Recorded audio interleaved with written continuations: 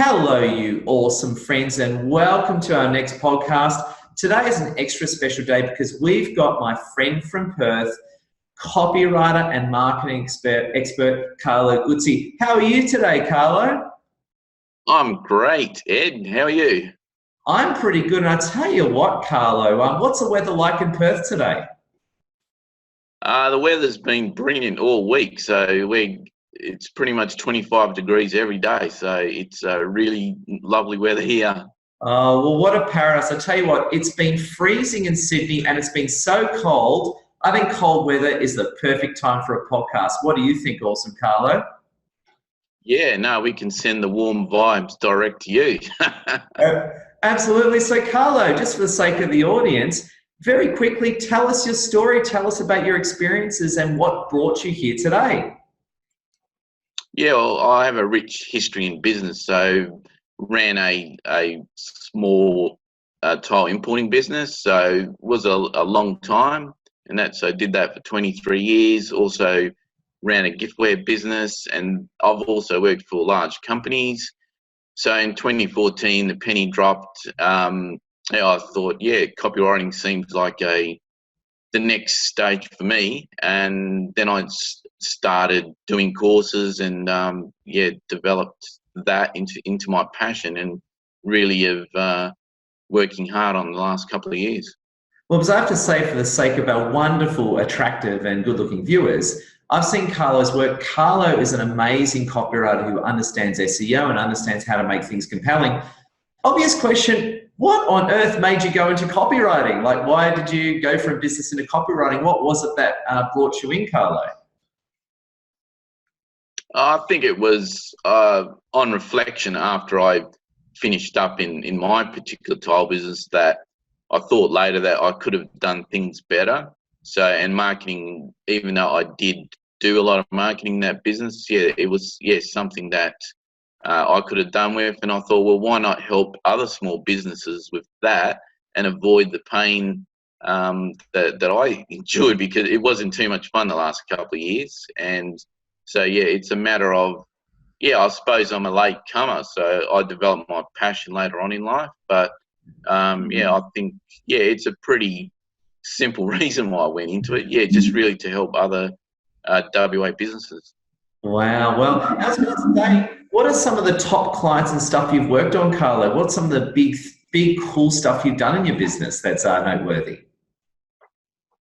I did a sales letter for a very prominent accountant in Perth. So, and that was quite rewarding for me because I was able to put everything that I learned into practice. And but generally, I deal with like small companies, solopreneurs. So it's just rewarding, really, to work for everyone, really. So I'm for the small guy as well. I love it. And what's the best letter or web page you've written that's made the most amount of money? Again, no confidential details here, but what's something you've done that has just taken off and converted and really hit the mark? I've done a lot of blogs. It was for a large project last year, and it was in the sort of education space. So the results were very good. So difficult to reveal them right now what they were, but that was great for the client. Okay, so without any confidential, I take it what, lots of likes, shares, leads, inquiries, was it those sort of results, Carlo? Lots of likes and shares, definitely, yeah. Okay, now, again, just talking generally now, what does create something that sells and connects with people? What are the secrets for really good copywriting, awesome Carlo? Well, the real secrets is basically, obviously you've got your compelling words that you use, but they're basically time-tested principles, using power words and making sure there's a story to the product, but it's basically what's in it for the reader. So the old WIFM. So it's pretty much that in a nutshell. Okay, for the sake of our audience, what do you mean by what's in it for the reader? Can you explain it in very simple terms? What do you mean what's in it for the reader? What's that principle and what's it all about? Well, what's it about is benefits. You know, you're selling emotional benefits because it's really emotions that tick all the boxes, and it's the reasons why people buy. So, I mean, emotions like saving money. If someone's got health issues, you know, overcoming back pain, for example. So you're tapping into those sort of emotions. So normal human emotions. Okay, okay. You said before power words. What is a power word? And could you give us some examples that'll really help our viewers? Yeah, definitely. I love to. A power word, you hear them sometimes in TV ads. So, for example, introducing, announcing, um, at last. They're just two or three that come to mind. And there's a whole list that I refer to. So I've got a whole PDF on it. So um, Okay. it's just like one word, and you usually incorporate that in your headline to What are your get. top three power words? What were the top three power words that you would like? What are your common three power words? I think those ones I mentioned. I think announcing, introducing. Yep. Um, I mean, bargain's not quite the one that I'm thinking of right now, but unlock, that's another one. So Okay. that's unlock is a really good one. It's like people want to know about secrets or answer to secrets. So unlock is like, oh, there's a bit of mystery to that. So you're selling mystery in marketing as well. What other power words are? You got me interested, really. Like, what? Just tell us more power words. Keep telling us the big words you've used that have just worked. What are some more big words? Just reel them off, Carlo. Yeah, I've got to reel down my memory bank. So uh, you sort of put me on the spot there. So I think, I told you, Carlo, I'm going to roast you good on this one. We don't pull any punches on Edward's Ears podcast. Awesome, Carlo. yeah, I thought I could get away with it, you know. Finally is a good one, and at last, they're usually two favourite ones. The Who Else headline, that's pretty famous. That's worked in many markets, for many sort of marketers as well. So um, that one's, yeah, pretty good. So it's ones that they've stand the test of time, and they still work. Um, so sometimes you have to play around with words and headlines to suit the current, social media world as well. Okay, okay. One debate I've had with a lot of marketing people and copywriters, and please feel free to disagree with me or take me head on if you disagree. I hate questions. Like, you know how you write copy and, especially on American pages, I hear this every day. You go to an American website and, oh, by the way, I love Americans and all, but a lot of American websites have a lot of questions like, do you want to be wealthy? Do you want to be successful? All they do is just ask you a bunch of weird questions, and their sales pages are usually like that long, right? Ridiculous Yeah. length. I've always taken the view, and I'd love to hear your thoughts or pushback on this one, that a sales page, I don't like asking questions. I just love cutting to the chase. I don't like having all this fluff in copywriting. I think it should be short. What are your honest views and what do you think about all this? Am I wrong? Do you disagree? What do you think, Carlo?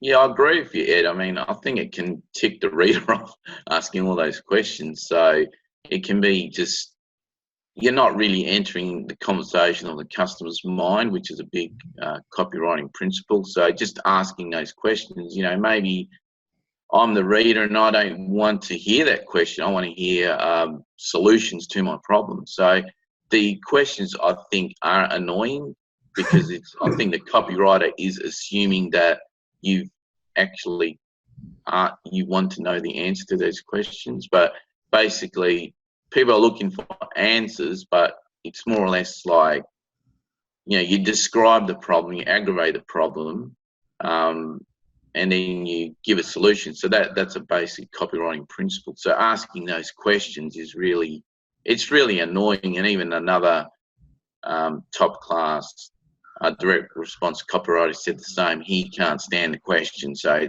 it's not coming from my mouth. Even another marketer said the same. Okay, so our frustration is commonplace, I take it. Yeah, definitely. I mean, there's a lot of good copy there and there's a lot of not so good copy, but yeah, just because someone sees something online doesn't mean that that's, the way to write copy. Maybe that's that copywriter's opinion, but copywriting is about challenging thoughts and dogma. So yeah, the proof is always in the pudding and results you get for clients. So yeah, sometimes stuff you see is not relevant, I guess. Now, you said something before, Carlo, that got me. You're talking about process. You said, did you say describe the problem? What was that process you described, those copywriting principles? You said describe, aggravate. What were they again? Could you just say them again? I didn't give out the whole formula, so I didn't want to bombard viewers. But since you asked me, it's PASPA. It's a famous copywriting formula. So P is problem and A is for aggravate the problem. So problem, yeah. Aggravate the problem. And then S is solution, and P is show proof that you can provide the solution, and then A is action, act now. So that's the call to action. Okay, so it's problem, is that right? Yeah. Then it was the next one? Aggravate it. Then it was? Solution, then?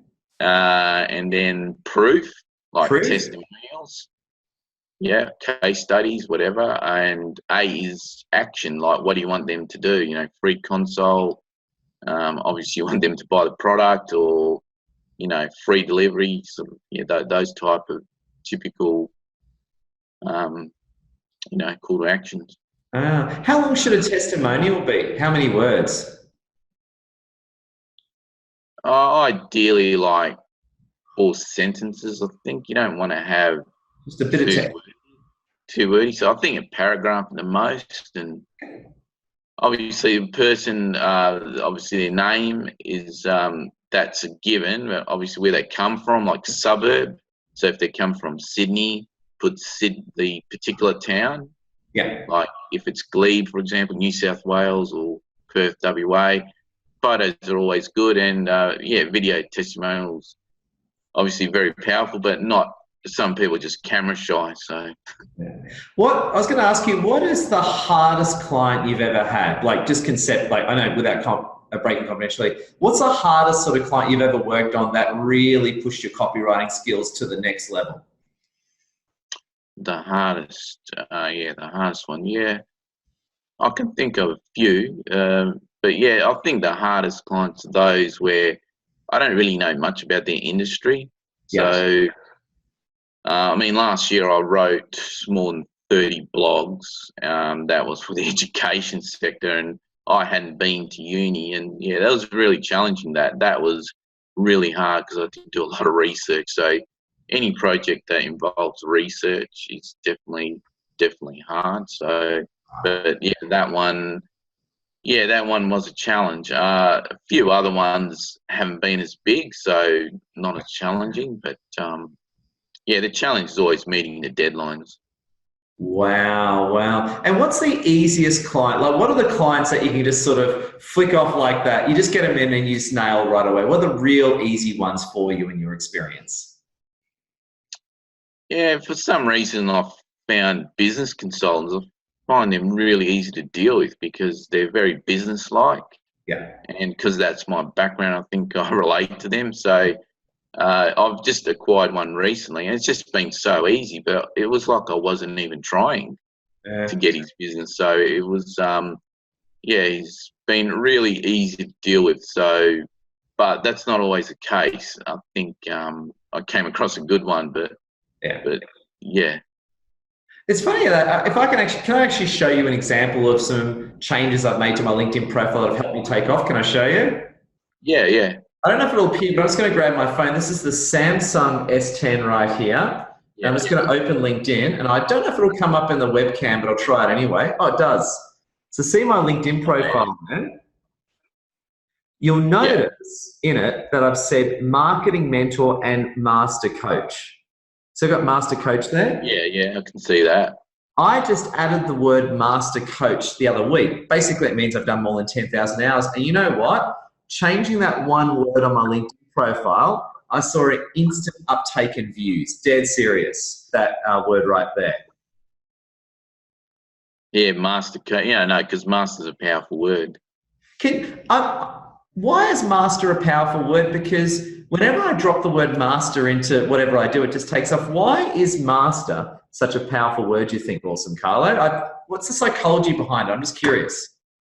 That's like master means it's like, yeah, you're a doyen. You've done so. I think it gives off like expertise, but yeah, it different than expert. Expert, I think, can be sort of overused, but master sort of means like it's like in sport, like a champion golfer, champion sort of tennis player. So it gives off that, yeah, it gives off those kind of vibes. Oh, I love it. And I take it you do LinkedIn profiles, of course, don't you? You'll spruce up someone's LinkedIn profile, I take it, Carlo? Yeah. No, I've done a few summaries recently, so totally different sort of clients. So yeah, I try and make it all about the prospect when they're reading, and try and sell the benefits that particular business is showcasing. Okay, now I get asked this question all the time, so I'm going to throw it at you, Carlo. Should you write, I've got my own view here, by the way. Should you write your LinkedIn profile in first or third person, meaning Edward's ear is, or Carlo Guzzi is, or hi, I'm Carlo. Is it first or third person? How should we write our LinkedIn profiles, Carlo? Yeah, it's funny that, because I attended a LinkedIn workshop just over a week ago, and the host is an expert on LinkedIn, but we kind of disagreed about that. She seems to think first person. I disagree. It should be in second person. Okay. I don't agree about first person, because it's just not a good look. But look, people could say, I'm wrong. I'm on your side, Carlo, because I'm a LinkedIn expert. I'm at the point of crossing 20,000 followers. Like I'm almost up to that, right? I know LinkedIn inside out. I don't know. Whenever I hear first person like, "Hi, I'm Brian," it just sounds wrong. It sounds like there's a 5-year-old on LinkedIn. I don't know. It just doesn't fit, Carlo. I agree with you on this one. Yeah, well, I've studied some of the best direct response copywriters, and they say that. And the common thing they say, nobody likes, show off. I mean, I don't think people mean to show off when they write their LinkedIn profile, but if they haven't studied copywriting, I don't really think they understand that it's just not a good look. So they probably don't think they're doing anything wrong. But it's like, when you say it's always about the other process. It's always about the prospect. So it's about them. It's about you, what benefits. And I did read another direct response copywriter's summary, and pretty much his is pretty much spot on. He's telling the results he's achieved for clients and the benefits of using service. So you can use a bit of but try and show the benefits. So it really is about the person reading it. Wow, that's really, really good. I like where you're going, Carlo. You're making some good points. I was going to ask you, what are of course, I know you're available to be hired, and just for the sake of the podcast, make sure you connect with Carlo Guzzi on LinkedIn. Is that good? Do you like people connecting with you and giving you money, Carlo? You cool with that? Oh, yeah. Yeah. I love money, and also so does my wife, and kids. Yeah, they're expensive, aren't they? Oh, I can't say that. My wife. I'm sorry, honey. Don't kill me. Yeah. Yeah. I was going to say though, what are some top, let's say for our wonderful viewers who are very attractive, what's some just top level advice you want to give them to help them improve their copywriting so they can be madly successful? I know hiring you is the first step. Beyond hiring you, what's just some top advice you could give them to help them win big? Okay, so if they're worried about the expense of hiring me, what I would recommend is for them to do a bit of research and study some of the best marketers Yeah. and look at their work and then see how their own copy stacks up about that. Because there's a lot, it's basically psychology of sales, copywriting. And whenever I'm at a network event, I have to explain what it is. And they say, you mean copyright? And I have to say, no, there's the legal one, which is actually spelled differently, and then there's copywriting. Yeah. So if I were them or my potential clients, I'd get them to read up on the history, and because copywriting is salesmanship in print, so that term was coined in 1906, Wow. and it's still relevant today. So just to do their research, because then they think, oh, why should I pay this guy $200 an hour, whatever the case is. So yeah, just do your homework, but happy to help people initially, give them some guide. The word free is a bit touchy, but yeah, I'm willing to help people in the start in order to start the relationship. Well, that's very nice of you. It's very nice of you. So for the sake of our podcasters, if you need to hand me copywriting, connect with Carlo and he'll get you a few tips to get started. So you're saying one of the key things to do is study top other people to help give your ideas for your own copywriting. You're saying that's a great place to start. Yeah, I mean, I'm not the only copywriter that's ever lived, and I've learned off these people. So there's no such thing as, like Mozart said, there's no point being original. You got to learn off the best. So I see, don't hide it, and that's what my copywriting mentors told me to do in the beginning. So so yeah, you have to look at others. So it's a respect thing also to tell people to look at those sources. But if they connect via LinkedIn with me, I'm happy to answer questions, and that's how I like to start the relationship. Very good. It's funny you say that, actually. I'm a marketing mentor and master coach, so I suppose I come at things from a marketer's viewpoint. Be it copywriting or design, what I always say to people is pick 3 top companies that you like, let's say, the look or the wording of, and use that as a style guide to help your thinking. What do you think of that type of reasoning? Yeah, definitely. It's good to resonate with the type of writing style, and that will give you ideas for your own business. So yeah, I definitely agree with that 100%. I mean, if you think, you could say, oh, I think this is a great, idea or great writing, and you ask, a mate or even your wife or partner. So it's good, but it's obviously you want to see, great sort of writing, that someone else has written. So yes, it's not all, our opinions sometimes are a bit distorted by our own beliefs. Yeah, and just testing an extreme, how would you write for LinkedIn versus how would you write for Instagram? Are there any differences? And if so, what are those differences that you consider? Let's say Instagram versus LinkedIn. Yeah, Instagram is definitely a different age group social media platform. So that one is a bit trickier for us older guys. I'm talking about myself. So that one I'm older than you, Carlo. I bet not. So LinkedIn's it's actually evolved in the last couple of years. So it's not as conservative as it used to be. So there's a lot of motivational posts. I think a lot of people sort of like that. So yeah, the way I'd write LinkedIn, I tend to stay away from the motivation for my own business because I'm not really a coach. Yeah. But for Instagram, you got to be, a bit hip, check this out. And yeah, it's definitely different. Yeah, Instagram and LinkedIn are polar opposite ends, but they're both awesome. I get it. It's funny you say that because what I've done is I've taken a bit of this. I've really done well on LinkedIn lately, as you know, and thank you everyone for supporting that. What I've done is I've actually taken a bit of a YouTube and Instagram culture and injected it to LinkedIn, and it's actually worked. I was a little bit worried at the start, but I took a bit of that Instagram and stuck it in LinkedIn, and it worked for me.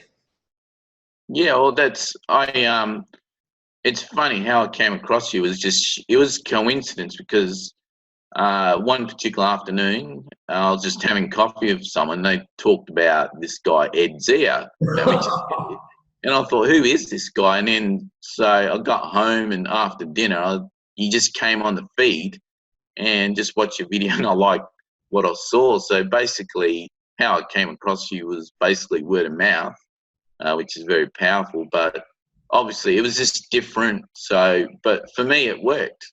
Your style worked. It's just refreshing. So, yeah, I think you can, on LinkedIn allows you to bring out your personality now. So, but Instagram, I'm not as active because I'm so active on LinkedIn. But yeah, Instagram is really, really good if you've got a beauty product and those that type of industry. Oh, beautiful. You give us great tips. And as we wrap things up, Carlo, do you have any honourable mentions? Like, meaning, do you have any more copywriting points or even general business points or advice you'd love to give our audience as an honourable mention? I definitely give some points. Don't believe everything you see online. True. That's just a pretty general statement. And yeah, I had a bit of a disagreement, or not disagreement, made a point about using, there's a particular app called Grammarly. So, like, I use it, but So that Grammarly, is that right? Grammarly, yeah. Yeah, okay. Yeah. Okay. So it checks your spelling and punctuation, that sort of thing, and whether you write in the passive or active fashion. So, like, yeah, I'm a big fan of using that, but yeah, I noticed another copywriter said he doesn't use it. Yeah. So obviously he must be a bit of a genius. But yeah, I recommend people to use that if they're not sure about their writing. So use Grammarly because I find it really, really helpful. Okay, so Grammarly, what can I use that on PC as well as my phone? It's like an app program, is it? Yeah, you can use it either. So the thing is, Grammarly, it kind of stalks you in a sense. So whenever you're writing a post on Facebook or LinkedIn, it will correct your mistakes as you're writing. So if I wrote a pro Donald Trump post, would it let me put that through? yeah, it's not biased towards Trump. I like the sound of this app, Carlo. No, it's really good, and a lot of writers use it. So I've found it makes a huge difference to my writing. So yeah, just to use that, and yeah, just with copywriting, don't sort of waffle on. That's one of the biggest things. Get to the point, and yeah, that's a pretty sound piece of advice, which I've learned from other people. Is that it there, Carlo? Is that Grammarly? Yeah, that's the icon. Yeah. Because my grammar is terrible, so I might have to check it out. Grammarly, right there. Download it. Yeah, okay. Love it. Do you have any more mentions, Carlo? Because I tell you what, you've given some great value here today. Just do your research when writing copy, and one thing I will give a business tip. A lot of business experts say have a business plan. Well, I disagree. I think you need to have a lead generation plan. So once you get your set, maybe I'm talking about a startup. So yeah, my advice is to concentrate on lead generation, which I've been learning a lot from you. And yeah, just that should be your plan every day, lead generation. And then when you get flooded with clients, and then bring your plan in, because then you need people to help you. So that's my basic advice, because some people get taught, or they get caught up in, I've got to have a business plan, but ultimately nothing happens till you make a sale. So that, to me, that's the most important part of business. Amen, Carlo. That's really good. And I was going to say, thank you so much for your great advice. And just so people know as well, so it's Carlo Guzzi, Guzzi, is that right? Yeah, no, you've got the pronunciation right. That's a big tick to you. 10 out of 10. And I'm a Persian guy. I'm a Persian Australian guy. I'm not even Italian. There you go. I thought you were Italian with the name. Everyone thinks I'm Italian, but I'm actually a Persian Christian guy. Australian Persian guy. So there you go. Everyone thinks I'm Italian. It's quite funny. Actually, Persian guys. Yeah, that's really good. No, but and just so you know, so Carlo Guzzi, available on LinkedIn. Now, I take it you're based in Perth, but you do people across Australia and the globe, I take it? Yeah, yeah. No, I'll work virtually because I communicate a lot by email or by direct message to people. So that's easily done, and yeah, I can always use Zoom like we're doing today. So there's no out of boundaries for me. Oh, too easy. Well, Carlo, I just want to say thank you, and I want to say thank you to our incredible viewers. It's been great having you on the awesome Marketing with Edward Zier and Carlo Guzzi podcast. No, I really appreciate being on, and really I'm thankful to be your guest today. Pleasure, my friends. Take care, reach out anytime, and of course, I love your work. Bye, everyone. Bye-bye.